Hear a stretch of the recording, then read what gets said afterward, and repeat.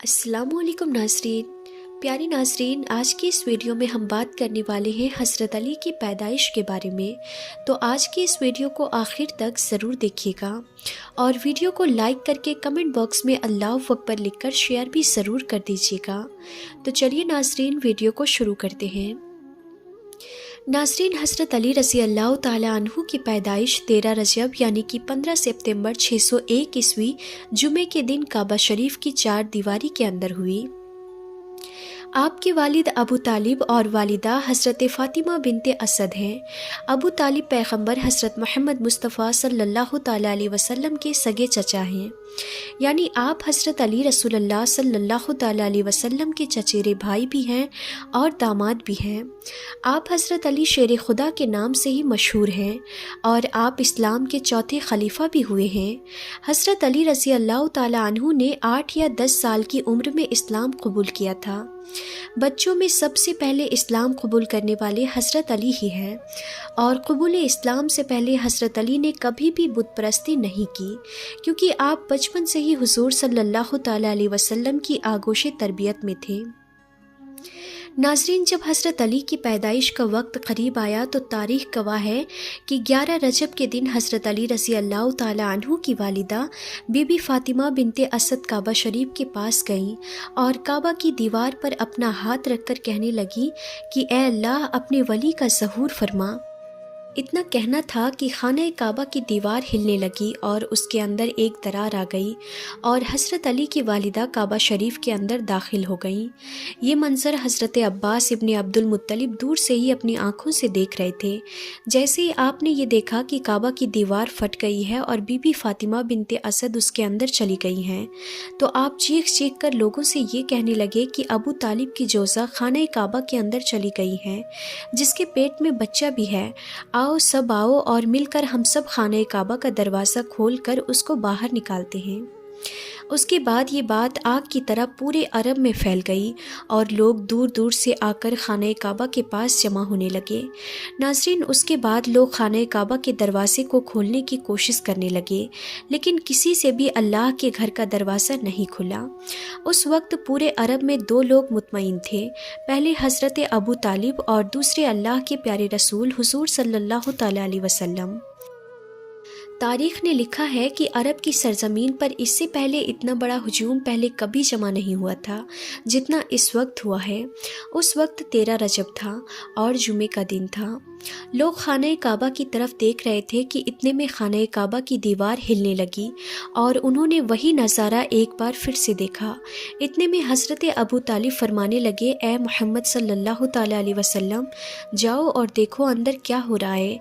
और उसके बाद पैगम्बर हज़रत मोहम्मद मुस्तफ़ा सल्लल्लाहु ताला अलैहि वसल्लम खाने काबा के अंदर गए तो आपने देखा कि बीवी फ़ातिमा बिनते असद की गोद में एक बड़ा ही नूरानी बच्चा है और उस बच्चे के नूर से पूरा काबा शरीफ चमक रहा है।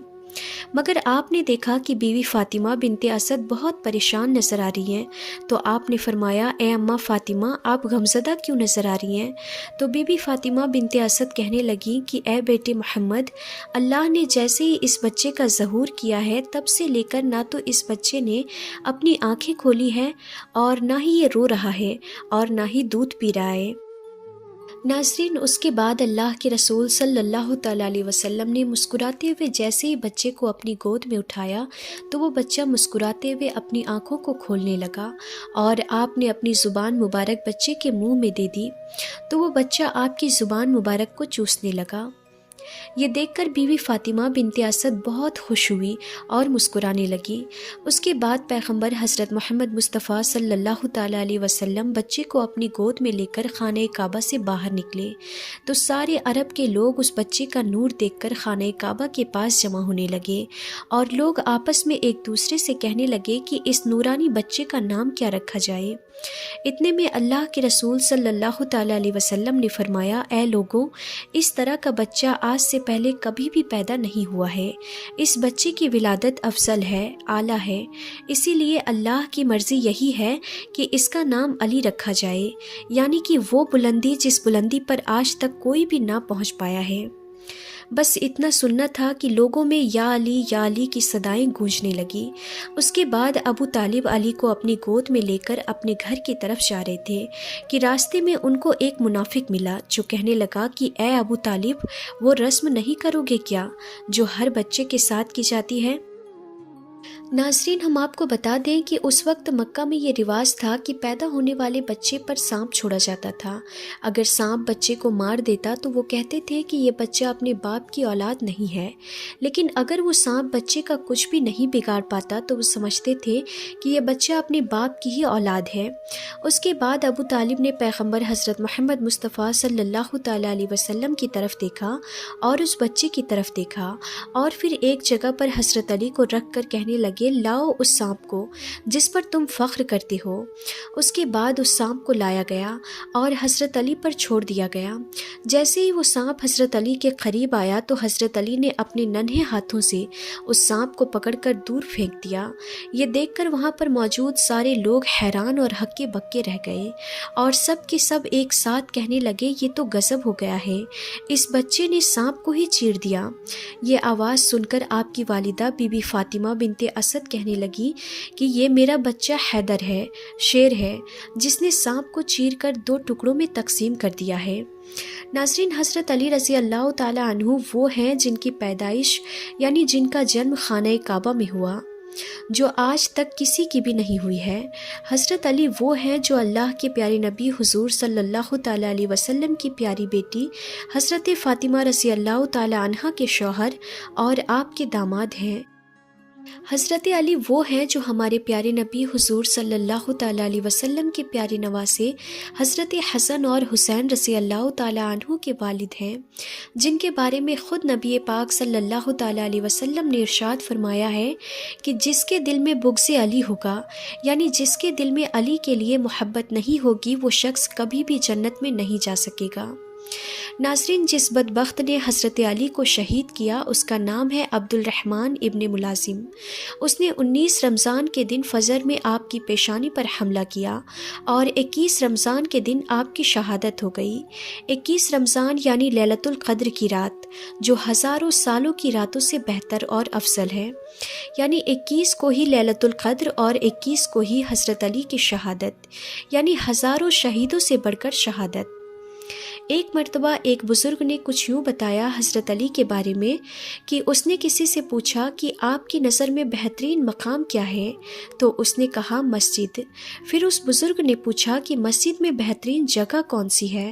تو اس نے کہا کہ محراب۔ پھر اس بزرگ نے پوچھا کہ بہترین عمل کیا ہے؟ تو اس نے کہا کہ نماز۔ پھر انہوں نے پوچھا کہ بہترین نماز کون سی ہے؟ تو اس نے کہا کہ نماز فجر۔ پھر انہوں نے پوچھا کہ نماز کا بہترین حصہ کون سا ہے؟ تو انہوں نے کہا کہ سجدہ۔ پھر انہوں نے پوچھا کہ بدن کا بہترین حصہ کون سا ہے؟